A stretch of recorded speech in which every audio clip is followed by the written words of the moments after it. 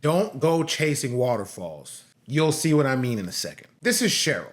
And to put it bluntly, Sheryl had it hard growing up. She was raised by her single mother who was battling drug addiction. Sheryl grew up seeing her mother get abused by different men. I mean, men were in and out of her house.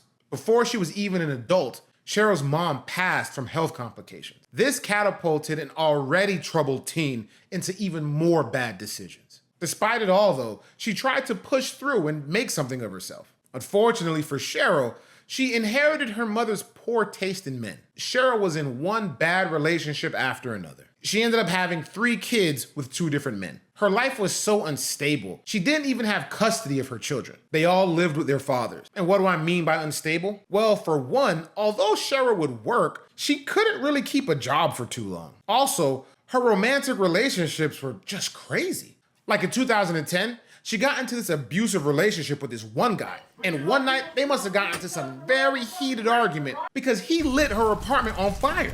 And no one was harmed. Sheryl, once again, found herself in a situation that she had to get out of.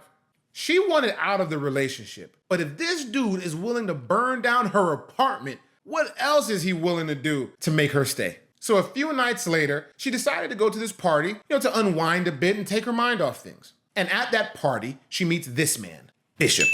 And they immediately hit it off. She's totally drawn to this guy. And he's drawn to her too. So they start talking. I mean, you ever just met someone, but you feel like you've always known them? Yeah, that's the vibe they were feeling. So she just straight up tells him that she's in this very abusive relationship with this guy that she wants to get out of, and how he just lit her apartment on fire, but she's scared to leave. And Bishop is just kind of sitting back, listening, taking it all in. Then he tells Sheryl he'll get rid of dude for her. And not get rid of like that. I mean, just run him off. And a couple days later, he does just that. And I don't know if he threw hands with the man or just threatened him or whatever, but Cheryl's boyfriend was out of her life. She was looking at Bishop on some knight in shining armor type She wanted to be with this man forever. However, Bishop was married to this woman, Devonay. And surprisingly, he wasn't interested in cheating on his wife. He didn't get down like that. But he did want Sheryl though. So he brought Sheryl to Devonay, sat them down, and said, look, I'm interested in being with both of y'all. And you know what? It worked.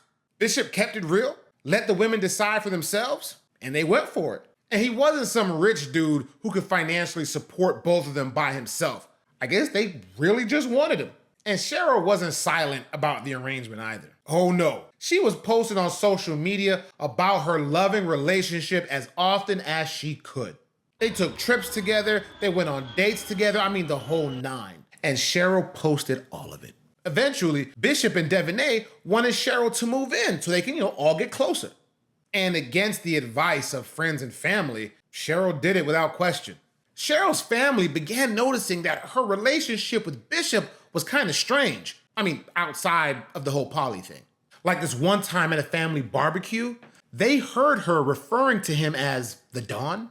So he's like, hey babe, can you get me the mac and cheese? And she's like, yes, Don Bishop. Like, bro, what the hell is that? That's not even one of those cute, lovey-dovey, cringy nicknames like Honey Boo Boo Bear or something like that. It's just weird. But Sheryl didn't care.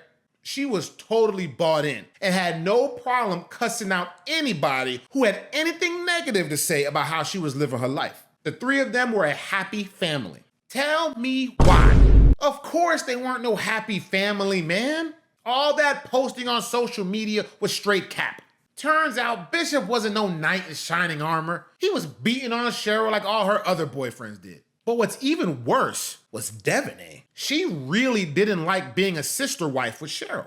She wanted her husband for herself. And instead of just communicating that to her husband or just leaving the situation, she was beating on Sheryl too. And to give you some context on what their relationship was like, the 3 of them were like a V, with both lines being connected at the bottom. And in this case, the bottom being Bishop. They weren't a triangle where both women were romantically involved with each other and Bishop. Anyway, it got to the point where Sheryl couldn't take it anymore, and once again was looking for a way to leave the situation. And once again, they wouldn't let her. So one day, Sheryl says she's gonna go to the store to pick some things up. So some time goes by and Bishop tries calling her. It goes straight to voicemail. At this point, Bishop and Devonay are hitting her phone up back to back, but it keeps going straight to voicemail. Eventually, Sheryl answers the phone and Bishop swears he hears another man in the background. So him and Devonay get in the car and drive around Jamaica, Queens looking for Sheryl. They spot her at a train station, they grab her, they force her into the car, and they take her back to the house. And once they got back to the house, they beat Sheryl badly. Bishop was mad because he thought she was with another dude. As they're beating her, they strip off her clothes. That's when Devonay notices a new tattoo on Cheryl's body that says Bish Baby. That's short for Bishop's baby. That's a nickname that Devonay called her husband. So seeing it on Cheryl's body sent her into a rage. I mean, she really started going in on Sheryl. It was really gruesome, so I'm not gonna go into detail about it.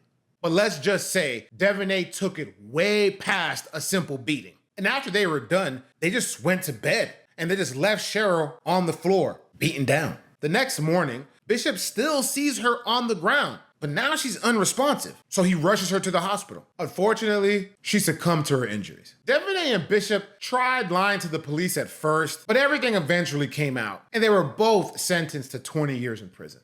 Look, I'm not gonna say that this is just what happens in poly relationships and that's why you should avoid them, because Lord knows I research a lot of regular, schmegular, monogamous relationships, and they have way more violence in them. But moral of the story, don't go chasing waterfalls. If your spouse wants to take something in a direction you know that you're not built for, you may have to just let them go.